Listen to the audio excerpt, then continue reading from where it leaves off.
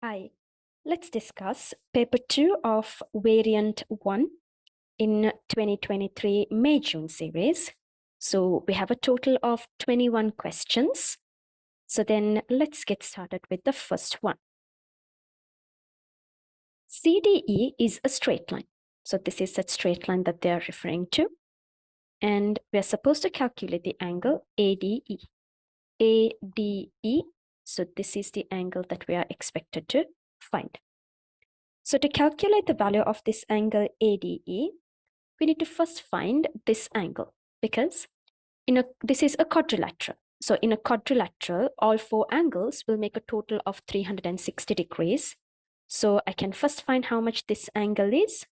If I know how much this angle is, then I can easily calculate how much this one is because these two angles are angles on a straight line.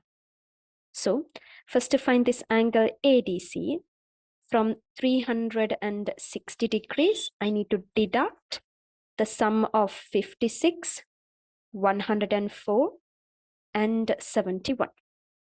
So from 360, when I deduct 56, so from 360, I need to deduct 56, 104, and then I should deduct 71.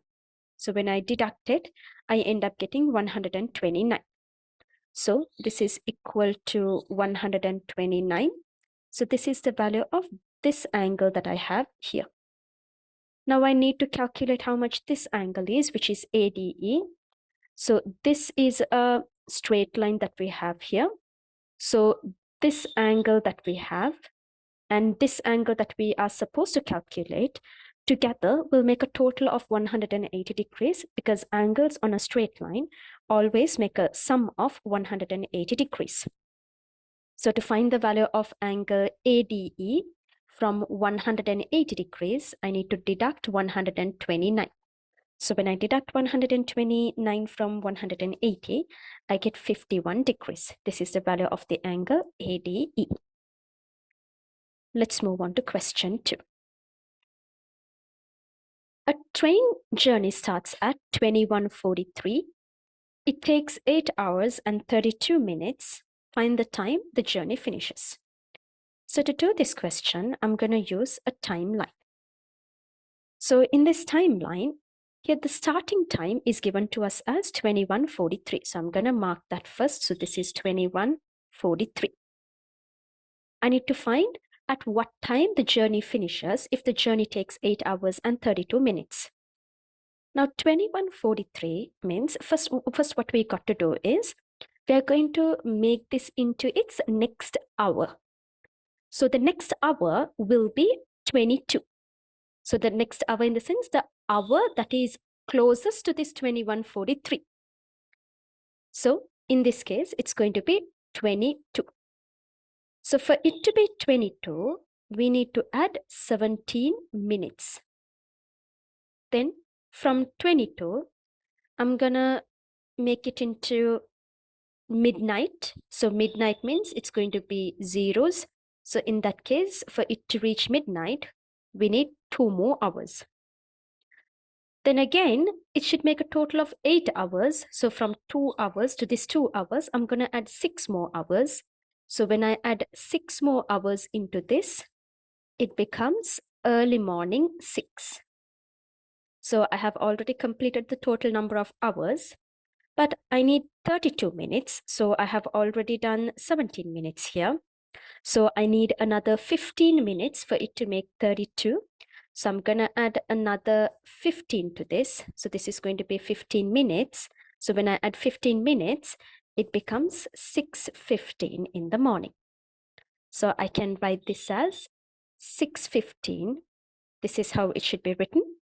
Or if I write it in this format, then this is no in this format. If I'm writing it, then there's no need for us to put AM or PM. Or I would write it as 6:15. If I write it this way, this is early morning, so I need to put AM. Let's move on to question 3. The diagram shows a straight line intersecting 2 parallel lines. So the parallel lines are marked with these arrows. So this is the line that intersects these 2 parallel lines. So this also has a name to it. It's called as the transversal, even though it's not mentioned in the question here. Find the value of A and the value of B, giving a geometrical reason for each answer. So we need to find why the value of A and B is, and why this like how we found this value of A and B by reasoning it out. The value of A will be equal to this 58. The reason why it will be equal to 58 is because when I consider this straight line and this straight line that I have here, they intersect at this point. So this angle and this angle, they are vertically opposite to each other. And when two straight lines intersect each other, the vertical opposite angles are always equal. So according to this diagram I have drawn here, these two angles will be equal to each other. These two angles will be equal to each other. So the reason is vertically opposite angles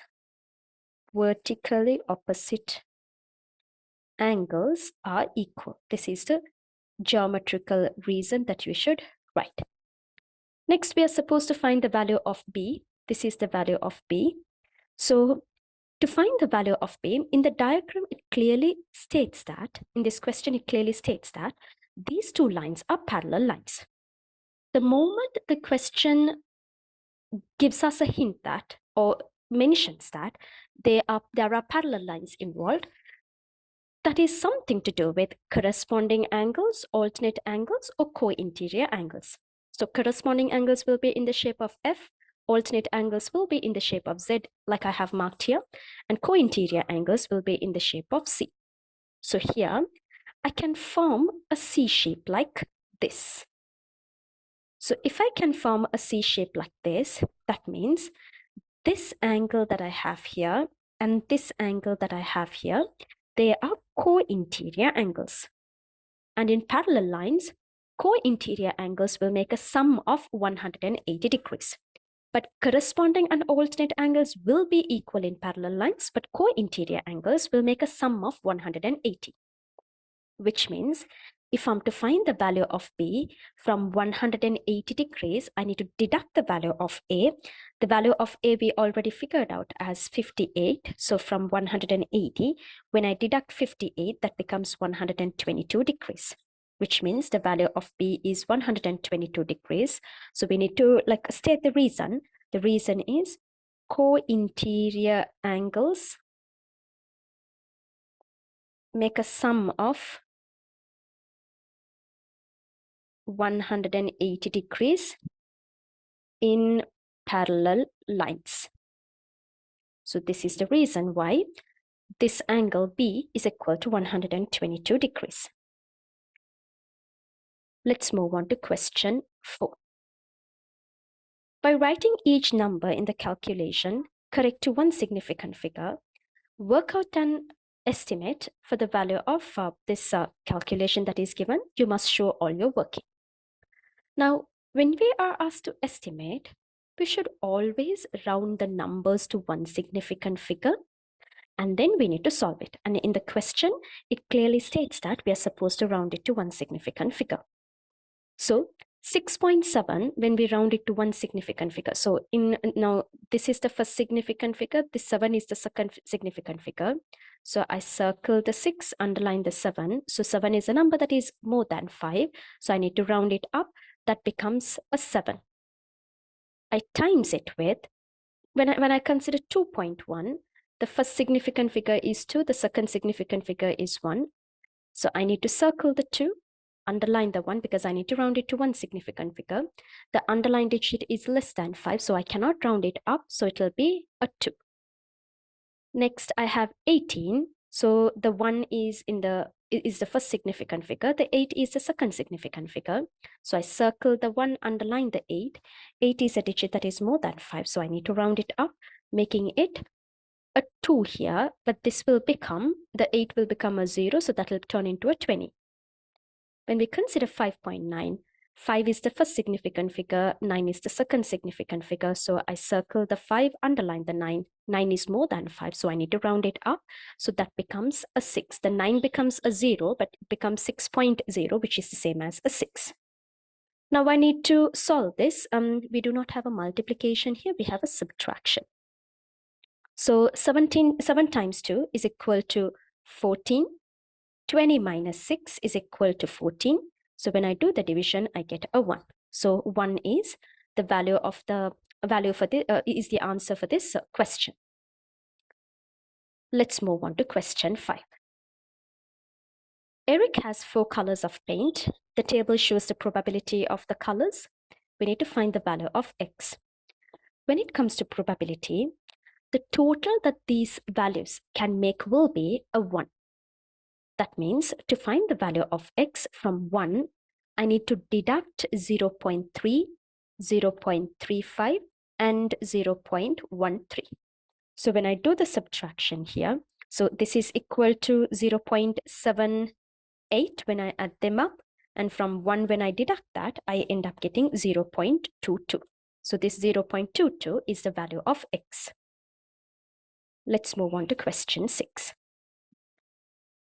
Calculate the volume of a sphere with diameter 4.8 centimeters.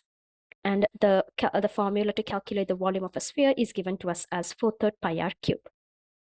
When we consider a sphere, the diameter is 4.8, means from here to here, the total distance is 4.8, which means the radius will be half of this 4.8, which is 2.4. So now you need to substitute into the formula. So it's going to be 4/3 times pi times, the radius is 2.4, and I need to cube this. So now let's put this in the calculator and see what we get as the value.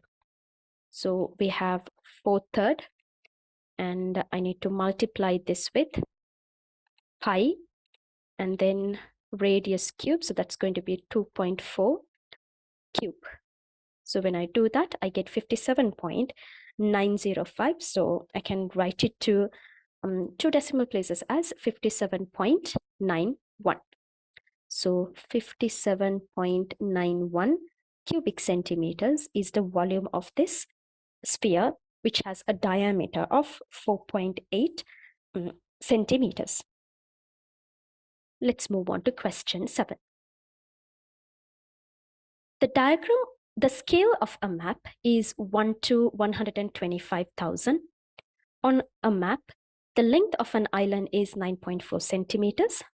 Calculate the actual length of the island, giving your answer in kilometers. We need to find our answer in kilometers, and the actual length is what we are supposed to calculate. When we write a scale, the actual length is in this side, in the right side. The scaled length or the scaled measurement is only written in the left side. So now if I'm to find the actual length of an island that has a length of 9.4 centimeters, so it should be written like this. So 1 to 125,000. Now the actual length is what we are supposed to calculate, and the distance on the map is given to us as 9.4. So this 9.4 is the distance on the map. So that is like the scaled distance. That is the scaled distance, which I need to put it here in the left side. So that is 9.1. And I need to see how much this will be. Now, I'm going to see how I can make the 1 into a 9.4. So to do that, I need to times it by 9.4. I do the same thing to this side as well. But when I multiply this by 9.4, I will end up getting my answer in centimeters. So it will look like 125,000 times 9.4, but this answer will be in centimeters because we have this 9.4 centimeters. So this also will be in centimeters. But I need to convert it into kilometers. To convert it into kilometers, so I need to convert centimeters to kilometers. That is, a smaller unit is converted to a larger unit. When a smaller unit is converted to a larger unit, I should always do the division. And if I'm to convert centimeters to kilometers, I need to divide it by 100 to convert the centimeters to meters, and then by 1,000 to convert meters to kilometers, which means this answer that I get here after multiplying should be divided by 100, and then I need to divide it by 1,000. I'm going to put this directly into the calculator, this entire thing in the calculator, so that I'll get my answer in kilometers. So I have 125,000. I need to times it by 9.4. And then I need to divide it by 100 and then by 1,000. So when I do that, I end up getting 11.75. So 11.75 will be the distance, the actual distance in kilometers. Let's move on to question 8. The nth term of a sequence is 10 minus n squared. Write down the first 3 terms of this sequence. To find the first 3 terms of this sequence, we simply substitute the value of n as 1, 2, and 3. That way we will get the answer. So that's going to be 10 minus 1 squared. So 1 squared is equal to a 1. From 10, when I deduct a 1, you get a 9. So that is the first term. Then I do 10 minus 2 squared. So the n is replaced with a 2. So 2 squared is a 4. 10 minus 4 is equal to a 6. So that is the second term. And to find the third term, the value of n should be replaced with a 3. So it will be 10 minus 3 squared. 3 squared is equal to a 9. 10 minus 9 is equal to a 1. So our third term is going to be a 1. Part B. These are the first 4 terms of another sequence, which is 7, 10, 13, and 16. We need to find an expression for the nth term. In this sequence that is given to us, each of these terms, it increases by a 3 each time. So it increases by a 3 each time. So this is an arithmetic sequence which increases by the same amount each time.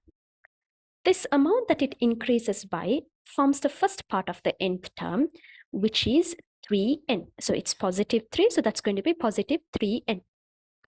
Now, with this 3n, something gets connected to it. So to find that, now here we have a 3. The first term is like a 3 here. So we need to see from a 3 how we could reach this 7 by adding or subtracting.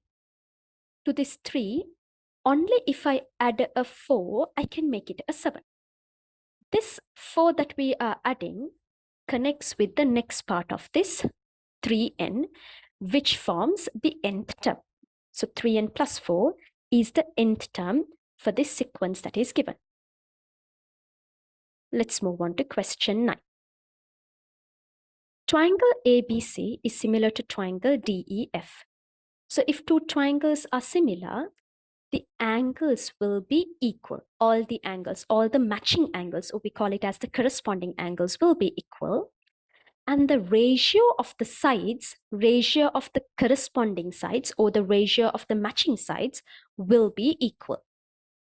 That means, now to this 7.2 that is given in the smaller triangle, the side that is matching is this 8.1. So I can do it this way. The smaller triangle, I'm going to put it at the top. The larger triangle's values, I'm going to put it at the bottom. So when I do that, the smaller triangle's value, which is 7.2, is written at the top. Over the larger triangle's value, I'm going to write it at the bottom like this, which is 8.1. So we write the matching sides in a fraction like this. I need to find h. To find h, the side that is matching with this h in the smaller triangle is this 5.6.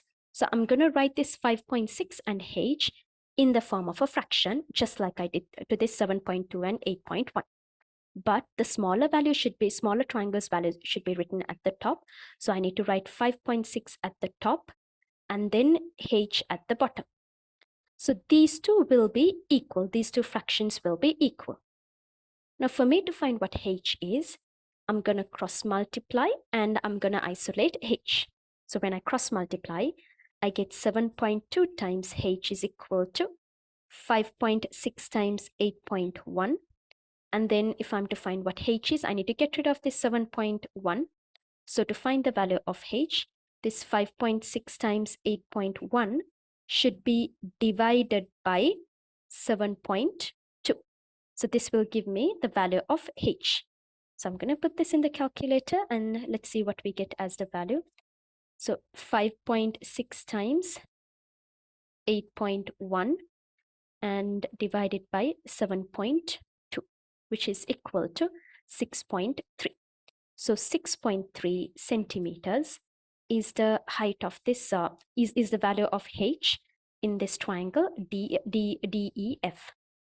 So this is one way of doing it, or else we can even find the actual scale factor and do. So here this 7.2 over 8.1 is actually the scale factor.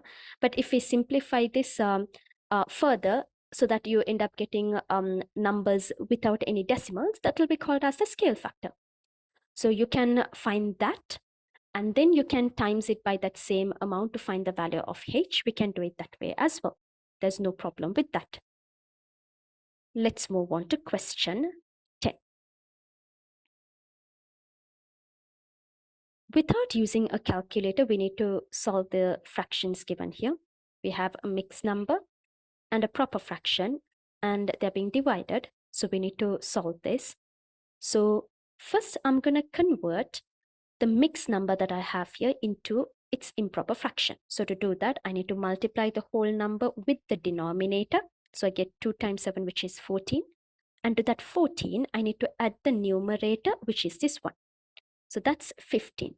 So it's going to be 15 over the denominator 7 divided by 5 over 9.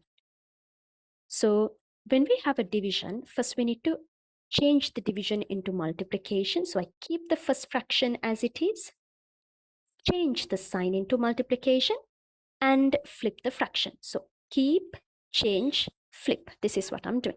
So I'm going to flip this. So I get 9 over 5.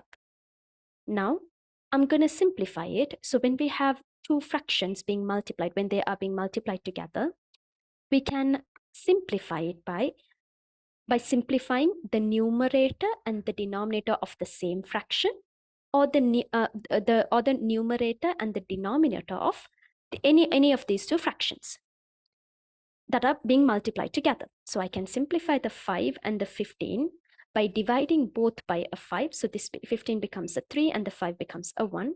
There is nothing else that can be simplified. So I'm left with 3 times 9 at the top, that is equal to 27. 7 times 1 is equal to 7, so that's going to be 27 over 7. This is an improper fraction, so I need to convert it into a mixed number.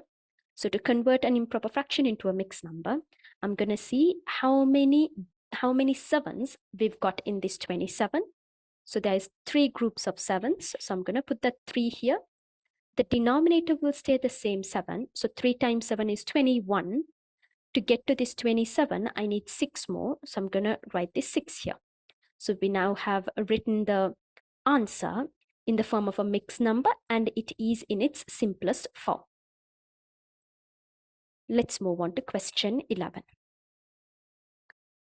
In this question, this is a question that is related to transformation of shapes. So we need to describe the single transformation that maps triangle A onto triangle B. So this is triangle A, this is triangle B. The size has been changed. So definitely this is going to be enlargement. So if we are to describe a type of transformation, we need to mention what type of transformation it is, and we need to mention these points. If it's translation, we need to mention the column vector. If it's reflection, we need to mention the equation of the line of reflection. Rotation, we need to mention angle, the direction in which it's being rotated, and the center of rotation. And when it's enlargement, the scale factor and the center of enlargement has to be mentioned. So triangle A onto triangle B means this is definitely the size has been changed. So that's going to be enlargement. We need to mention the scale factor and the center of enlargement. So to find the scale factor and center of enlargement, first all the matching vertices, I'm going to connect it using a straight line. So these two are the matching vertices. I'm going to connect these two vertices with a straight line. So it will look like this. The same way, this vertex matches with this one. These two are the corresponding vertices. So I'm going to connect these two as well. So it's going to meet like this. I'm going to do the same thing for these two vertices as well. So when I do that, this is what I get. We can clearly see that all three lines that we have drawn here, it intersects at a particular point. That is the point that is called as the center of enlargement.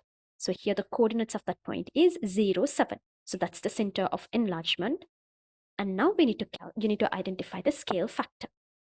To identify the scale factor, from the center of enlargement, we are going to see by how much it has been increased.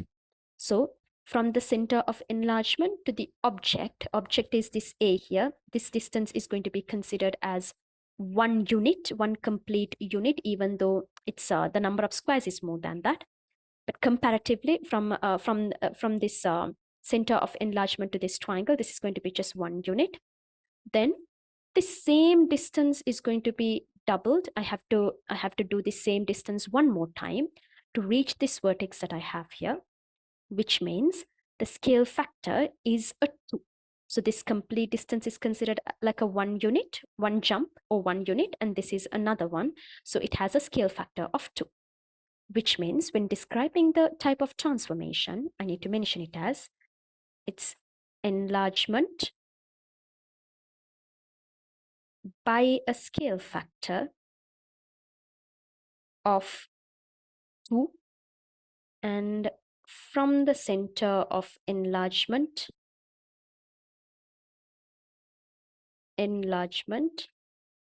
which is 0, 7. This is how I'm going to mention it. Now here it's positive 2 because both the object and the image are in the same side as in the same side from the center of enlargement. The next part of this question is to find to describe the single transformation that maps triangle A onto triangle C. A onto C. So this is where we have A. This A onto C is what we need to describe. Now, this is definitely rotation. To do rotation, to find by to describe rotation, we need to mention the angle, the direction, and the center of rotation. A onto C means it goes in the clockwise direction, and it looks like a 90-degree rotation, and we need to identify the center of rotation. To identify the center of rotation, you need to use a tracing paper. You're going to place the tracing paper on the grid like this. On the tracing paper, you're going to mark a point above the y-axis like this, so that we know when we do a 90-degree rotation that this point that I have here has to move here. So to keep a track of that only, I need to mark I'm marking a small point like this on the y-axis on the tracing paper. Then now I'm going to draw this triangle A on the tracing paper. Then at different points, I'm going to place the pinpoint at different places on the grid. So let's say I'm going to place it here, and I need to rotate it to see the triangle that I have drawn on the tracing paper, whether it coincides with the triangle C that is given here. If it does not coincide, then that's not going to be the center of rotation. So likewise, I'm going to place at different points, and I'm going to keep testing it. And that way, when I keep testing, this is where I will get as the center of rotation. So then I'm going to write this in, I'm going to put the sentence here to describe this type of transformation. So it's going to be rotation of 90 degrees, and it goes clockwise. So 90 degrees clockwise, and the center of enlargement should be mentioned. So about 3, 1. So this is how I need to mention it. Let's move on to question 12.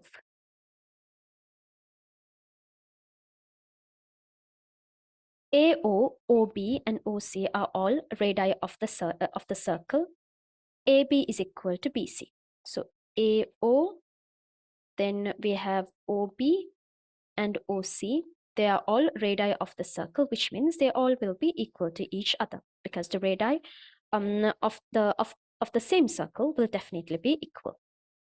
Therefore, triangle AOB, so these two triangles are mentioned as congruent, but we need to select the criterion for this statement. In this case, this side is equal to this side is common to both the triangles, this side AB and BC are equal. So it's something to do with all three sides of one triangle. Like we are trying to equate all three sides of one triangle into the to the three sides of the other triangle. Therefore, it's going to be SSS. Question B, we are given a diagram here. PQR and S are points on the circle. TQU is a tangent to the circle at Q. So this is the tangent, it hits the circle at Q. PR and SQ intersect at the center of the circle O. So this O is the center of the circle. And this the two lines PQ and SR are parallel to each other. It's marked on the diagram here. And angle RQU, so RQU, this angle is 42 degrees, that is given in the question as well. We need to calculate how much QSR is. QSR. This is what we are supposed to calculate. So to calculate the value of QSR, now we have a theorem in circle theorems, that is, the angle that is formed between a chord and a tangent, that angle will be equal to the angle that is formed by that same chord on its alternate segment. So we call this as the alternate segment theorem. So in this case, this QR that we have here is a chord. This TQU is a tangent. So the angle that is formed between these two is this angle, which is 42. Using this same chord, which is QR, we have an angle that is formed in the alternate segment. That's going to be this angle S that we have here. This angle will definitely be equal to this angle that we have here because of alternate segment theorem. So therefore, the value of this angle QSR is equal to 42 degrees. So we are just asked to find the angle. There's no need for us to reason it out, but the reason will be because the reason is alternate segment theorem. The next one, we need to find PQS. PQS is this angle. So this angle will also be equal to 42 degrees. The reason why this will be 42 degrees is we know that this line PQ and SR are parallel lines, which means alternate angles and corresponding angles will be equal to each other, and co-interior angles will make a sum of 180 degrees. So alternate angles will form the letter Z. So I can form this letter Z like this, which means this angle that I have here and this angle that I have here will be equal to each other. Due to that reason, this angle will be, the angle PQS will be equal to 42 degrees as well. The next question that we have here is to calculate the value of angle POS. So POS is this angle, and we know that this is the center. Now, there's another circle theorem which states that the angle that is formed in the center is twice the angle that is formed on the circumference of the circle by the same arc. So we're going to make use of the same theorem here, which means using this arc PQ, or this when we consider the starting and the ending point as P and S, using these 2 points, we have an angle at the center, which is POS, which we are supposed to calculate. Using the same starting and ending point, we have another angle, but on the circumference, which is this QS angle, that is 42. The angle on the center is twice the angle on the circumference, which means this angle will be double the size of 42, which is 84 degrees. So the angle POS is equal to 84 degrees. So we don't have to write the reason, but the reason will be angle subtended in the center is twice the angle subtended on the circumference of the circle. Let's move on to question 13. Anya invests $6,000 in an account that pays compound interest at a rate of R% per year. At the end of 8 years, the account has earned $621.70 in interest. Calculate the value of R. So the amount invested is given to us, and the interest earned by that amount is given. So we're going to make use of, and this is compound interest, so we are going to make use of the compound interest formula, which is A is equal to P times 1 plus R over 100 to the power N. This A is the final amount. This final amount will include the amount invested at the beginning and the interest together. So the amount invested is 6,000 and the interest is 621.70. So these two together is equal to the final amount. This is equal to P, that is the amount invested, which is 6,000, times 1 plus R is the rate, that is what we are supposed to calculate, over 100, and N is the period of time, that is the number of years. In this case, it's going to be 8. So I'm going to put this 8. I need to solve this and make R the subject to find how much R is. So 6,000 plus 621.70 is 6,621.70 cents. Then this 6,000 is getting multiplied in the other side. So if I'm to take it to this side, it should get divided. So I need to divide this by 6,000. This will be equal to 1 plus R over 100, and this entire thing to the power 8. If I'm to get rid of this power 8, I need to do the 8th root to both the sides. If I do the 8th root of it, then this 8th root and the power 8 will cancel out, leaving you with 1 plus R over 100. So this is equal to 1 plus R over 100. So let's first check what we get there. So I'm going to do the 8th root. So I'm going to do the 8th root. So it's going to be 8 here. And inside, I'm going to put the fraction 6,621.70. I need to divide that by 6,000. So when I do the 8th root, this is what I end up getting. So I get 1.0124. So I'll just write it as 1.0124 itself. So I have 1.0124. This is equal to 1 plus R over 100. So for me to find what R is, I first need to take this 1 to the other side. So it will get deducted. So from this amount, I need to deduct that 1. That will be equal to R over 100. I now need to take the 100 to the other side, which is divided here. So when it goes to the other side, it gets multiplied. So this gets multiplied with this amount to find what R is. Which means from this amount that I have here, I need to deduct a 1. And then that answer has to be multiplied by 100, which gives us 1.24 as the 24, corrected 2 decimal places, as the rate. So the rate is equal to 1.24%. Let's move on to question 14. Y is directly proportional to the square of x plus 3 when x is 2 and y is 5. So that is when this happens. Find y when x is 1. Now if it's direct proportional, if it's directly proportional, so y is equal to k times the square of x, the square of x plus 3. So that is k times x plus 3 with the square. Now the value of x and y is given to us here.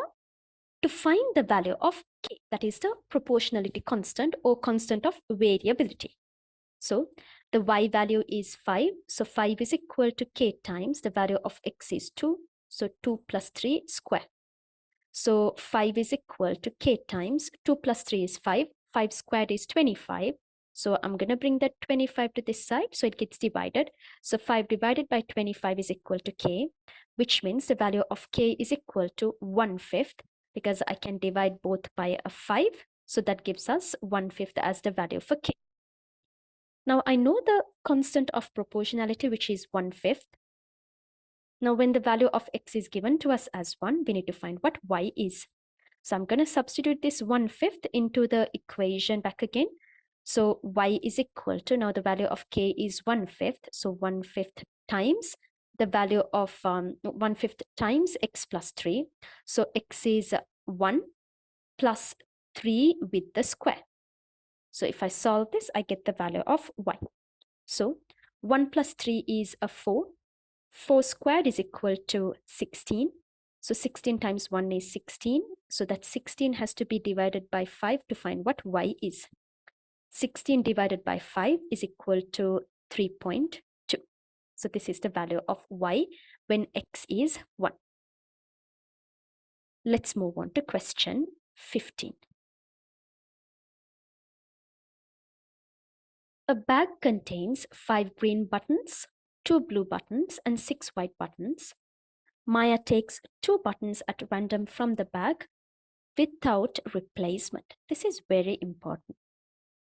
Calculate the probability that one button is green and the other button is not green. One is green, the other one is not green. Now, in total, now you have 5 green buttons, 2 blue buttons, and 6 white buttons. So in total, there are 13 buttons. So I have like drawn a small diagram here to represent all those 13 buttons in their respective colors. So when I take the first button out, the probability will be out of 13. As that first button that is taken out is not replaced. Now let's say that the first button taken out was a blue one. If that button, now it clearly states that it's done without replacement. That means after it's taken, we are taking out another button without replacing the first button.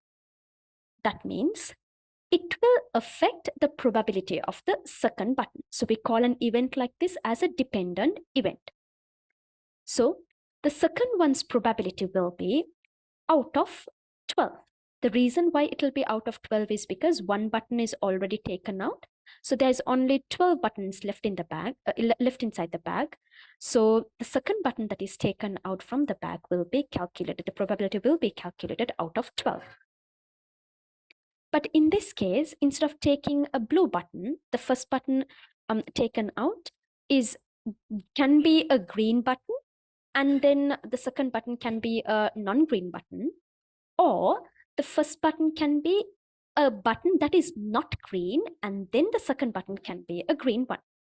Now, in the question that is given here, it clearly states that one button is green and the other one is not green. So the first button can be green and the second button may not be green, is not green. Or it can be the first one being not green and the second one being green.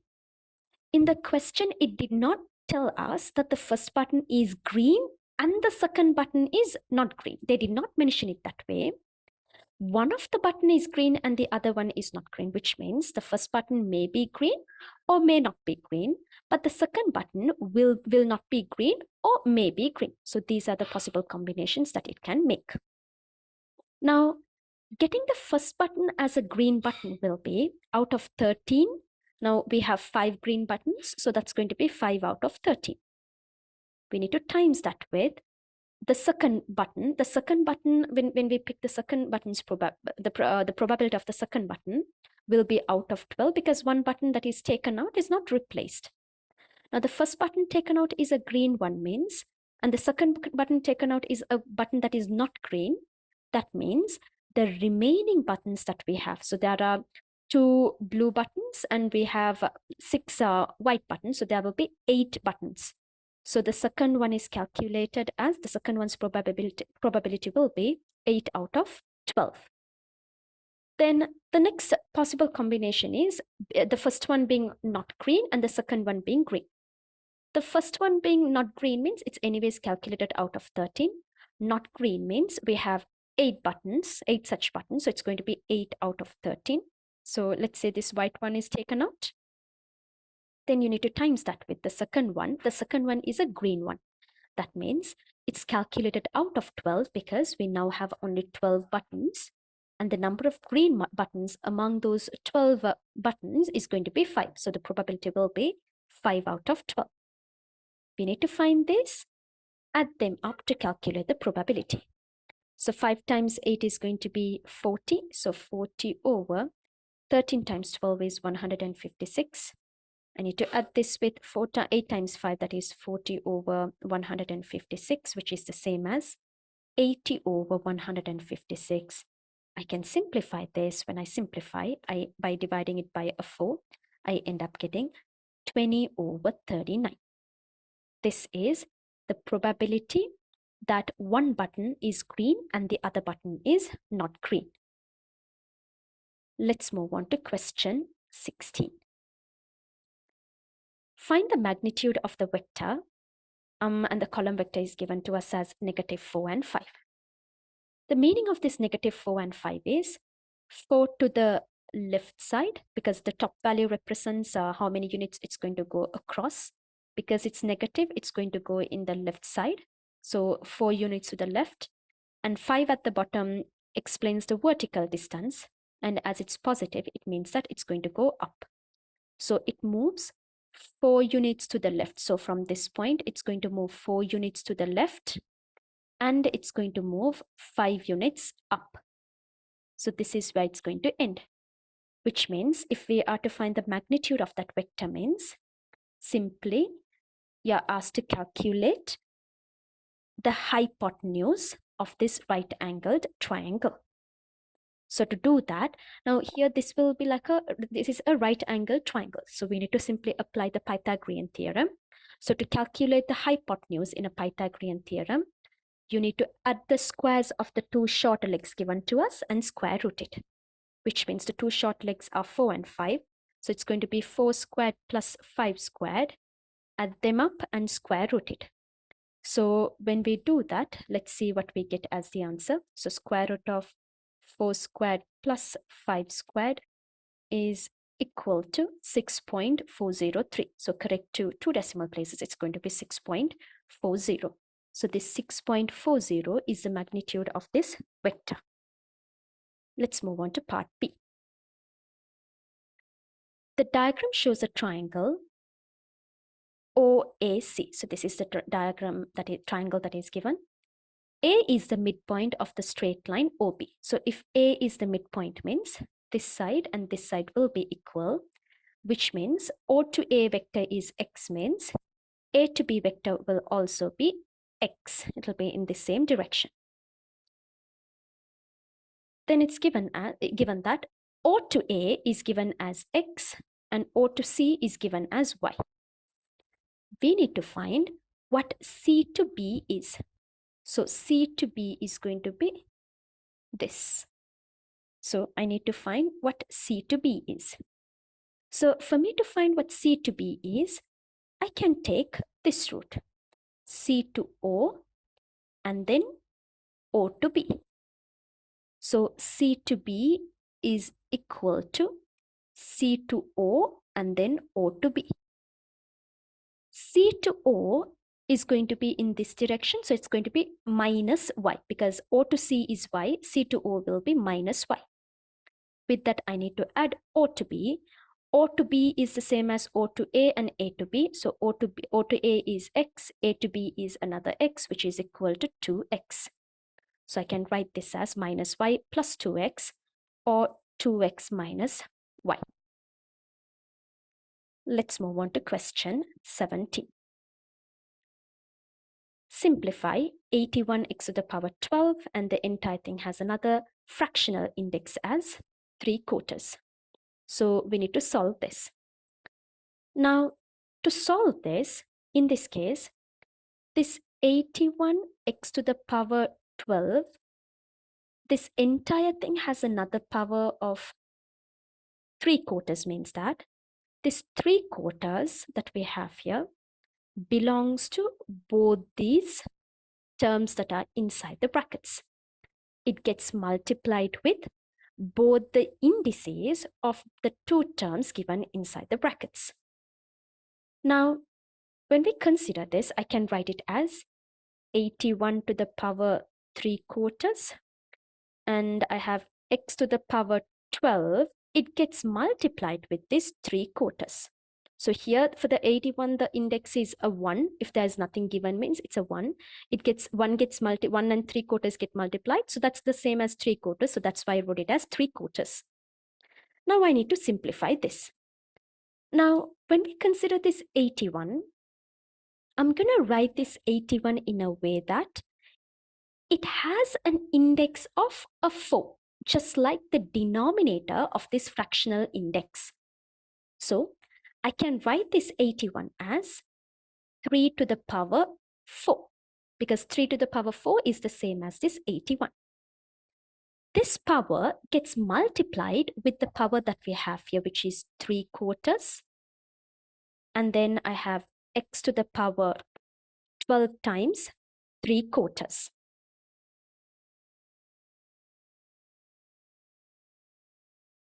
Now I can start simplifying it. The 4 and the 4 get simplified. So I'm left with 3 to the power 3. So that is 3 to the power 3. This 12 and the 4 can be simplified. I can divide both by a 4. So the 12 becomes a 3 and the 4 becomes a 1. So that becomes x to the power 3 times 3, which is equal to a 9. 3 to the power 3 is equal to 3 times 3 times 3, which is the same as 27. So I can write this as 27 x to the power 9. This is the answer that we get for this question. Let's move on to question 18. The diagram shows the position of three towns, U, V, and W. U is due west of V, and the angle UVW is equal to 125 degrees. So that is, this angle is equal to 125 degrees. We need to calculate the bearing of U from W. So here, U from W means, first the two locations mentioned is U and W. We need to connect the two locations with a line like this. Then from W means, at W we need to measure the angle. So at W, to measure the angle, we need to draw the north at W. From W means at W is where you need to measure the angle. So at W, we need to draw the north. It's already given to us. So from that point, we need to measure the angle in the clockwise direction until we meet the line connecting the two locations that is mentioned here. That is, this is the angle that we are supposed to calculate. This will be the bearing. And when we calculate bearing, we need to measure it from the north in the clockwise direction, and we need to write it using 3 digits. So we did mark the north here. We drew the angle in the clockwise direction. Now we need to find how much this is, and then we need to write using 3 digits. Now to find the value of this angle, I need to find how much this angle is. If I know how much this is, then from the total 360 degrees, that is the angle, the sum of angles around a point. So from 360 degrees, if I deduct this, I will get the value of this angle that I have here. So to do that, I need to find this one. for me to find this angle that I have here, if I draw the north at U, and if I know this angle, using this angle and this angle, so you can see we have this C shape, so north and north will definitely be parallel to each other. So we can form this C shape. So co-interior angles will make a sum of 180 degrees. So using that, I can find this. But for me to find how much this angle is, I need to know how much this angle is. So first I need to find this one. To do this, I'm gonna make use of the angles and the side lengths given in this triangle, which is UWV. In this triangle that is given to us, this angle 125 and the side opposite to that angle is known to us, which is 62.4. This side is given, that means the angle opposite to this side can be found, which means this angle that we have here, we can find. So first, I'm going to find how much this angle is, which is UWT. So I'll just label it as W for now to find this angle. So to do this, we're going to make use of the sine rule. So I'm going to put the side lengths at the top and the angles at the bottom. Or I can put the angles, the sine angles at the bottom, and the side lengths, the side angles, the sine angles can be written at the top, and the side lengths can be written at the bottom. I can do it that way as well. Then, now for us to do that, so A is going to be, I'm going to consider it as 62.4. This is written over sine V, which is 125, which is equal to, the other side is this 27.3. This is written over sine, I will label this angle as W. So we are going to find that W now. To find this, I need to cross multiply and make W the subject. So when I cross multiply, I have sine W that gets multiplied with this 62.4, which is equal to this 27.3 times sine 125. To find what W is, I need to bring this 62.4 to the other side. So it divides whatever we have there.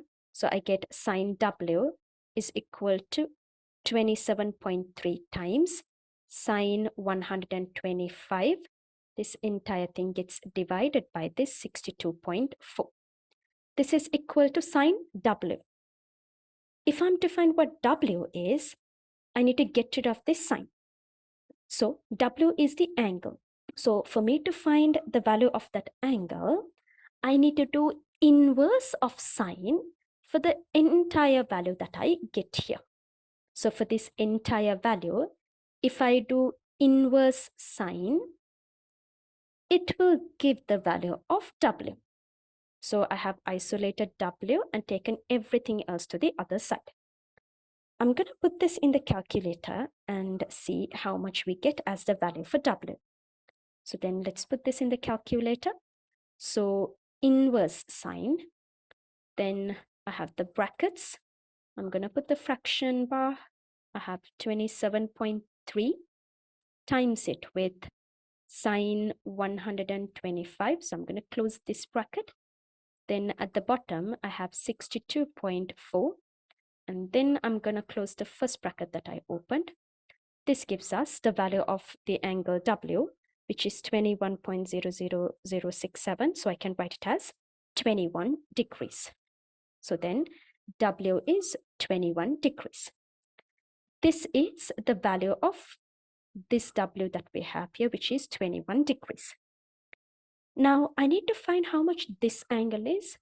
To find the value of this angle that I have here, in this triangle, I know two of the angles, which is this 125 and this 21. That way, I can find how much this angle is. So in a triangle, all three angles will make a total of 180. So from 180, I'm going to deduct these two angles, which is 125 and 21. That way, I know how much this angle is. So from 180, When I deduct 125 and 21, I get the value of this angle as 34 degrees. So this is equal to 34. So I will mark this 34 here. Now, U is due west of V. That means V is in the east of U. And this is the north. So the angle that is in between north and east will definitely be equal to 90 degrees. So this is a total of 90 degrees. That way, I know that if this is 34, I can find the value of this angle. So to do that, from 90, I need to deduct that 34. So when I deduct 34 from 90, I get 56 degrees. That is the value of this angle that I have marked in green. Now what I can do is I can find the value of this angle that I have here. So to find the value of this angle that I have here, I'm gonna use the C shape that I have here. So I'm gonna draw the C shape here. So this is what I have. So the reason why I drew the C shape here is this north and this north will definitely be parallel to each other. That means these two angles are angles in parallel lines. So angles in parallel lines that are in the shape of C, they are called as co-interior angles. So in parallel lines, the two co-interior angles when added together makes a total of 180 degrees. So it makes a sum of 180 degrees, which means I now can calculate how much this angle is.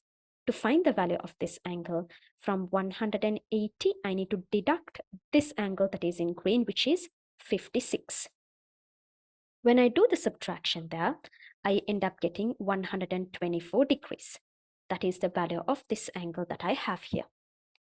Now, I need to calculate the bearing. So I need to calculate the bearing of U from W. So U from W means I need to find this angle that I have here. So to calculate this angle, from 360 degrees, I can deduct this 124. So from 360 degrees, I'm going to deduct 124. So that will give us the value of this angle, which is equal to 236 degrees. This is the value of the angle that I have here. So this is the bearing of U from W. And it's very important that we check if the answer is written in 3 digits or not. It has 3 digits, so there's no change to be made, but no changes to make there. But let's say we end up getting something like 62 degrees or something like that. So there we have 2 digits. In that case, it's important that we make it a 3-digit number by adding a 0 in front. That's very important. So then in this case, as it already has 3 digits, so 236 degrees will be the bearing. Let's move on to the next question, which is question 19. On the diagram, sketch the graph of y is equal to cos x for the angle given here, that is from 0 to 360 degrees. So in the side, as you can see here, I have drawn how a sine graph would look like, how a cos graph would look like, and how a tan graph would look like. It's very important for us to know all 3 graphs, the ways in how all 3 graphs would look like, because once in a while there is a question where you're asked to sketch the graph. So we need to sketch the cos graph. So that is this same graph. I'm going to put it here. So here the angles given in the x-axis are 180 and 360.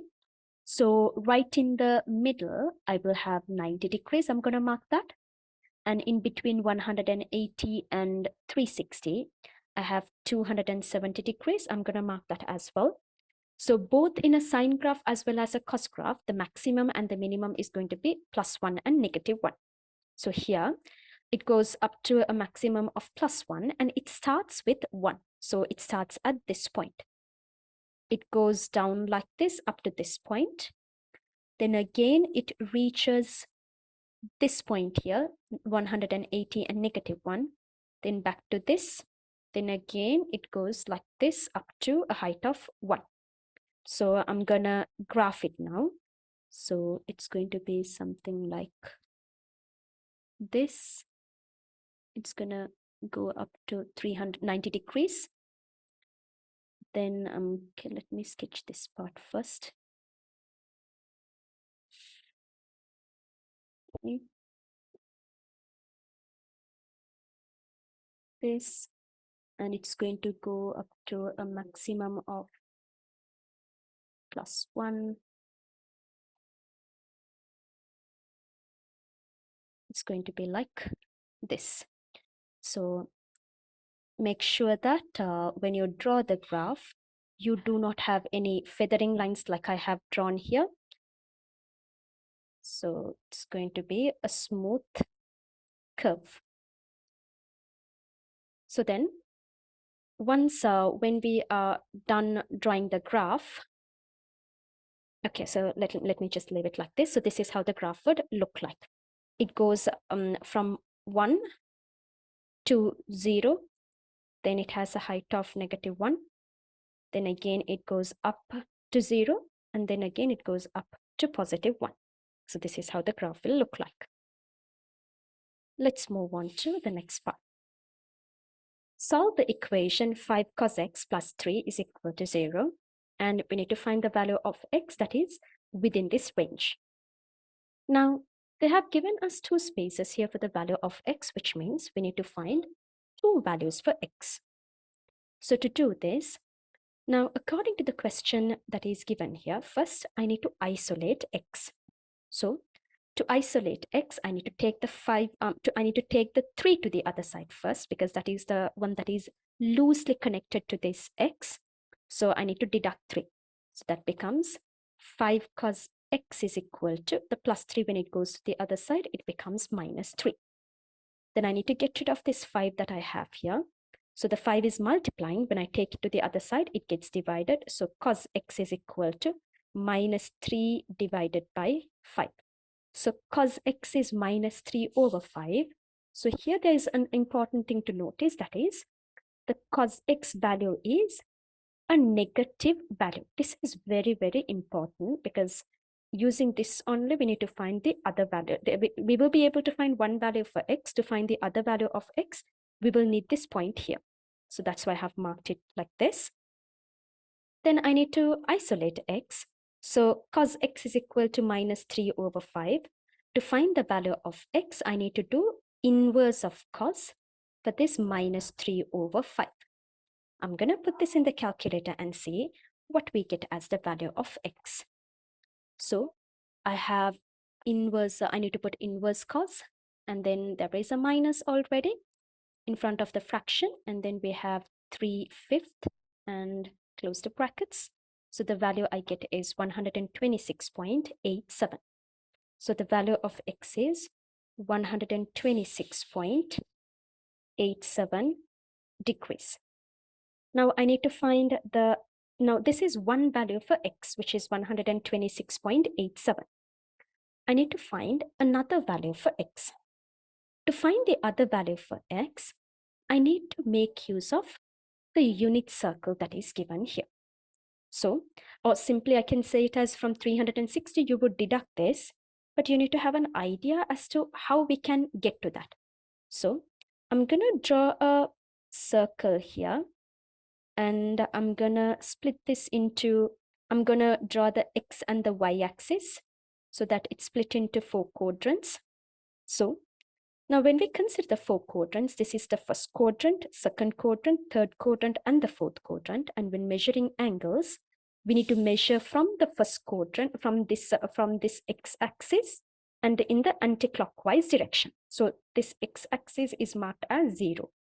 So this will be 90 degrees. Then when I do a rotation like this from 0 to this point, that becomes 180 degrees. Then 180 to this point is 270. 270 to this point is 360 degrees. So I will mark both 0 and 360 degrees here. Now, when it comes to cos, now we know that cos x is -3/5 means this clearly explains that cos is negative. Now, according to this diagram that I have marked here, I have marked in each of these quadrants which ones will be positive? So in short, you can remember this as all silver teacups. So in this case, all means in the first quadrant, all sine, cos, and tan will be positive. Silver means in the second quadrant, sine will be positive. In the third one, tan will be positive because I have written it as T here, and then cups, which means in the fourth quadrant, cos will be positive, which means in the first quadrant, all three are positive. In the second quadrant, only sine is positive, which means cos and tan will be negative there. Therefore, we know that cos is negative here. Then in the third quadrant, tan is positive, which means sine and cos will be negative, which means even in the third quadrant, cos will be negative. And in the fourth quadrant, cos is positive, which means sine and tan will be negative. But we don't have to write it here because in this case, we are dealing with a question related to cos. So cos is positive in the first quadrant and the fourth quadrant, but it's negative in the second quadrant and the third quadrant. This negative is very important because here we know that cos x is a negative value. So that is why I've written it as negative here. So you need to pick the quadrants that are negative. And now first I need to mark this angle, which is 126.87. So from 0, I need to start drawing the angle. So 126.87 will be an angle like this. So that's going to be, this angle is going to be that 126.87 degrees. Now to find the other value for x, what I need to do is, I need to reflect this line so that now this is in the negative, this is where cos is negative. So I need to reflect it so that you draw the line in the other quadrant that is negative as well. That means I need to reflect it about the x-axis. So when I reflect it, it will look like this, which means from this one to this point, the angle was 126.87. So it will be the same value from here to here as well. So this also will be 126.87 degrees. But when it comes to a unit circle, when we measure angles, we need to measure in the anti-clockwise direction. So from 0 to 126.87, that is already measured. The other angle will be from 0 all the way until we meet this line. That means this is the other angle that we need to calculate. To do that, a complete circle is going to be 360. So from 360 degrees, if I deduct this angle, which is 126.87, I will get the value of this angle. So that is how to find the other value of x. From 360, I need to deduct 126.87 degrees. So when I do the subtraction here, I end up getting 233.13 degrees as the value of x, which means the two values that we get for x is 126.87 degrees, and the other one is 233.13 degrees. That means if we find the cos of 126.87 degrees or the cos of 233.13 degrees, it will give -3/5 as our answer. Let's move on to the next question, which is question 20.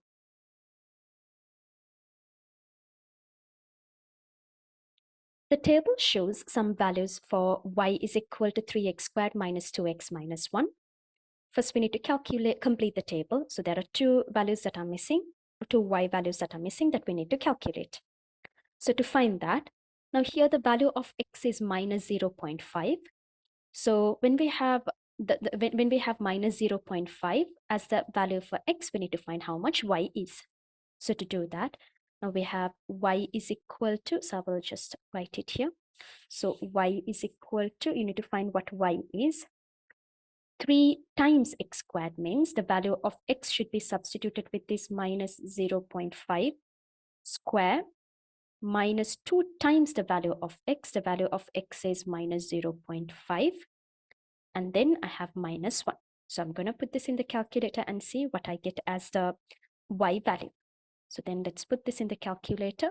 So we have 3 times minus 0.5. I need to square that, minus 2 times minus 0.5, and then I need to subtract a 1. So when we have negative values, always make sure to put the brackets. Now when we solve this, we get 3/4, which is the same as 0.75.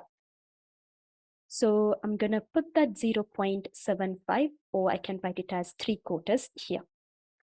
I need to do the same thing for the next one, but instead of writing it as minus 0.5, I'm going to put 0.5, which is positive 0.5. So what I'm going to do is, I'm going to change this minus 0.5 that we wrote previously as 0.5.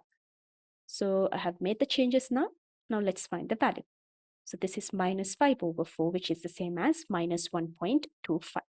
So this is going to be minus 1.25. So this is the value of y. Then now what we got to do next is to graph this equation based on the x and the y values given. So first we need to mark the coordinate points. So we have -1 and 4. Always when we mark the coordinate points, first a coordinate point is written with, when we write a coordinate point, the x value is written first and then the y value next.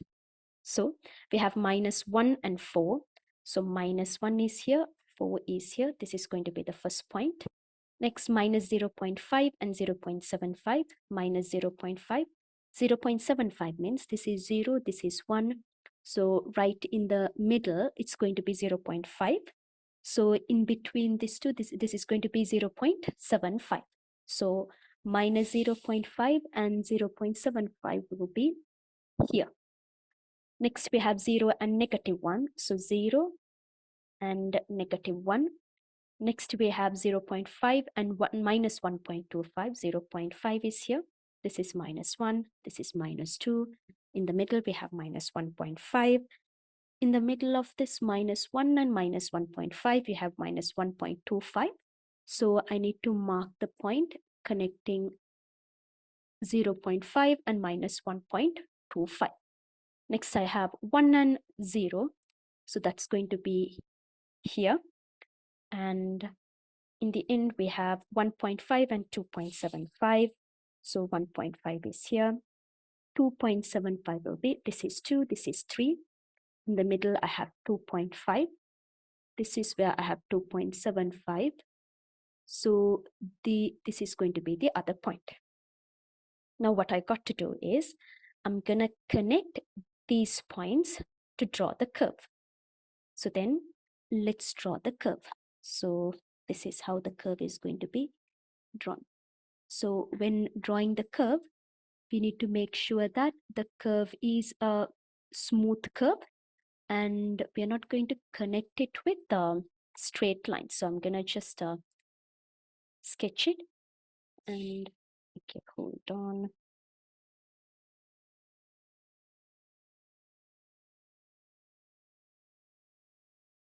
Like this. Then I'm going to connect these 2 points.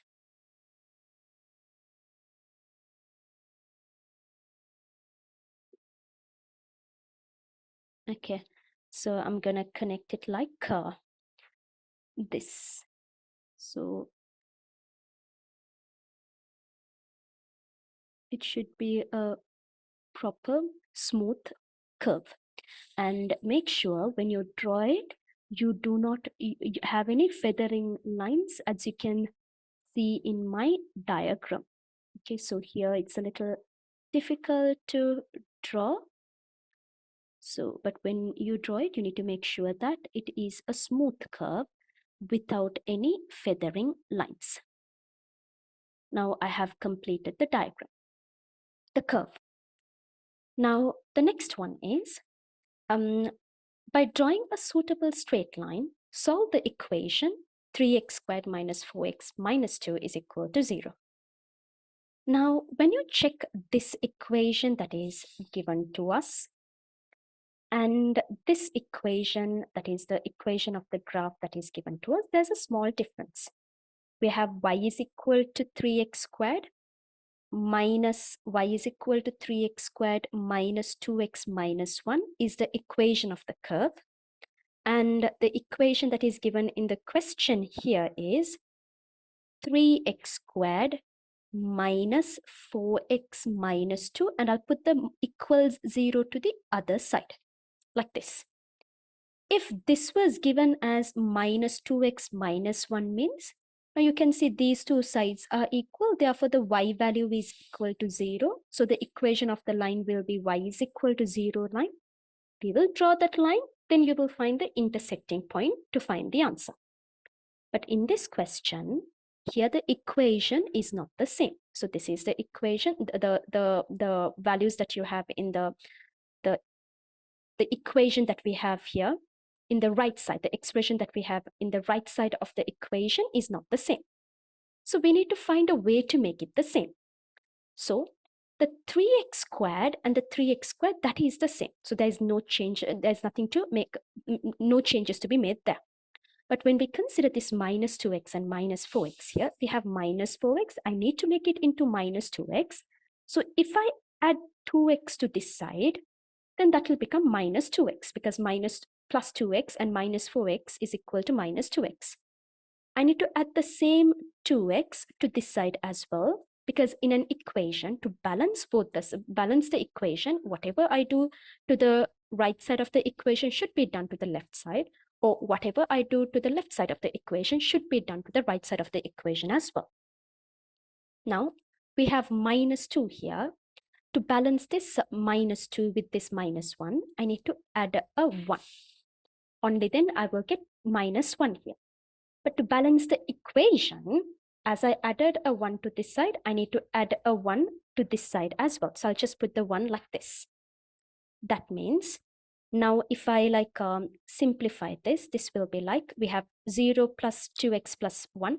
So that's the same as 2x plus 1, which is equal to this. We have 3x squared minus 4x and 2x is minus 2x. Minus 2 and plus 1 is minus 1. Now you can clearly see that this side and this side, they are the same. Which means I can say that y and this 2x plus 1, they will be equal. So y is equal to 2x plus 1. This is the equation of the straight line. Now we need to draw this straight line and then you need to solve the equation, but we need to do it using the graph. So now we need to draw the y is equal to 2x plus 1.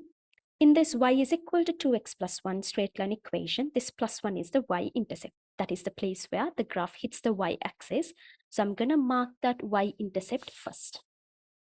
This 2 is the gradient, which means for this 2 is the value of the gradient, which is written usually with the letter m. So 2 means, now when we find the gradient, we do rise over run.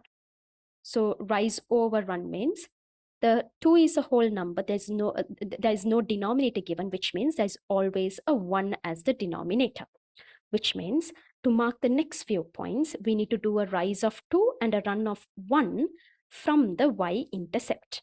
So rise of 2 means from this 1 unit, another unit, 2 units, and run of 1 means we need to go 1 unit to the right side. So in this case, it should always be, when the gradient is given and when you're trying to draw the graph, always the run is to the right side.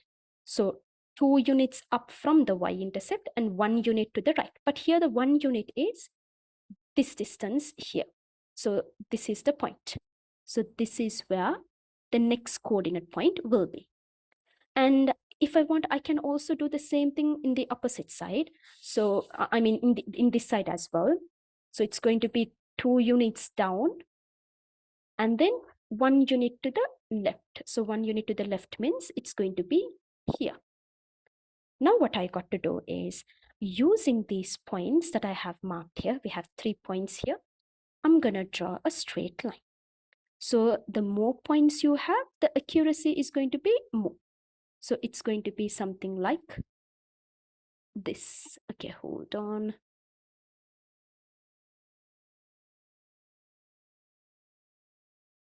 Okay, so this is how the graph will look like. Okay, so once when we draw that, now we clearly can see that the graph that we have here, the straight line graph, and the curve is intersecting at a particular point. The point where they intersect is going to be this point. At this point, you need to find the value of x, because here we are asked to solve this equation. So that is to find the value of x using the graph. So to do that, at the place where the two graphs are intersecting, that is this point, you need to find the value of x. So at this point, the value of x is this one here. So this is negative 0.5. So this value here will be negative 0.4. So then the value of x is negative 0.4. So if you get any values in between negative 0.35 and negative 0.45, it will be considered as correct because it will depend on how you have drawn the graph. So yeah, so according to my graph, I get something like negative 0.4. So that's going to be the answer. Let's move on to the next question. And this is the last question that we have here. A curve has the equation y is equal to x cubed minus 12x. And we need to find the gradient of the curve at the point 1, negative 1. For a curve like this, when the equation is given, if we are to find the gradient means, first we need to find the formula for the gradient. For a curve, if we are trying to find the formula means, they are asking us to indirectly differentiate first. So to differentiate it, you need to multiply the power that we have with the number in front of that x, which is the coefficient of x cubed in this case, which is that nothing means there's always an invisible 1. So 3 times 1 is equal to a 3. And then we have this x.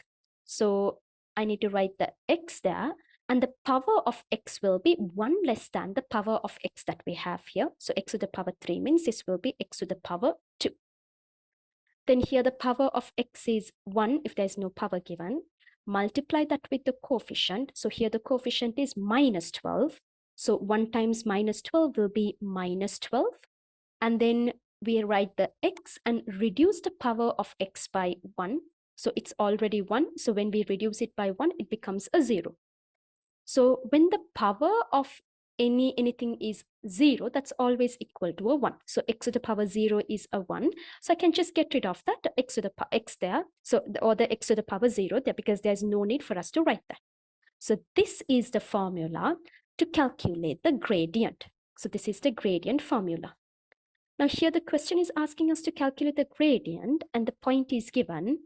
In this, to find the gradient, the formula is given to us, is known to us now. We need to substitute the value of x, which means in this coordinate point that is given to us, the first number is the value of x and the next one is the value of y. We substitute the value of x into this, which is a 1. So it will be 3 times 1 squared minus 12. So 3 times 1 squared minus 12 is the same as minus 9. Which means this minus 9 is the gradient at this particular point, gradient of the curve at this particular point. Let's move on to part B. Find the coordinates of the turning points of the curve. Now, when we consider differentiation, if they mention the terms turning points, maximum point, minimum point, or stationary point, we need to understand that at this particular point, the gradient is equal to a 0. That is what we need to understand. That means when the gradient is 0, we need to find the coordinate points. That means what are the coordinate points that has a gradient of 0? Now we know that the gradient formula is 3x squared minus 12. So simply, we need to make this 3x squared minus 12 equal to a 0, and we need to solve this to find what x is. I'm going to take the minus 12 to the other side. That becomes plus 12. So this gives us 3x squared is equal to plus 12. I'm going to take this minus 12 to the other side. That becomes plus 12. Then what I'm going to do is I'm going to divide both the sides by a 3. So when I divide both the sides by a 3, I get x squared is equal to 12 divided by 3 is a 4. I need to get rid of this square here. So I'm going to put the square root. So the moment I put the square root for a positive number, it will always have two solutions. One is a positive solution and the other one is a negative solution. So I need to put the plus minus mark as well. So the square root and the square will cancel out here. So the value of x will be equal to plus or minus the square root of 4, which is a 2. That means the value of x that we have here is, it can be a positive 2. At the same time, it is negative 2. So we know the two x values, which is positive 2 and negative 2. Now we need to find the y values. To find the y values, when the x value is given to us, you need to substitute the value of x into the equation of the curve, because in the equation of the curve, we have y. So y is equal to x cubed minus 12x. So to this y is equal to x cubed minus 12x formula, we need to substitute the value of x that we have here. So when we substitute it, it becomes 2 cubed minus 12 times 2. So we are going to solve this and find the value of y.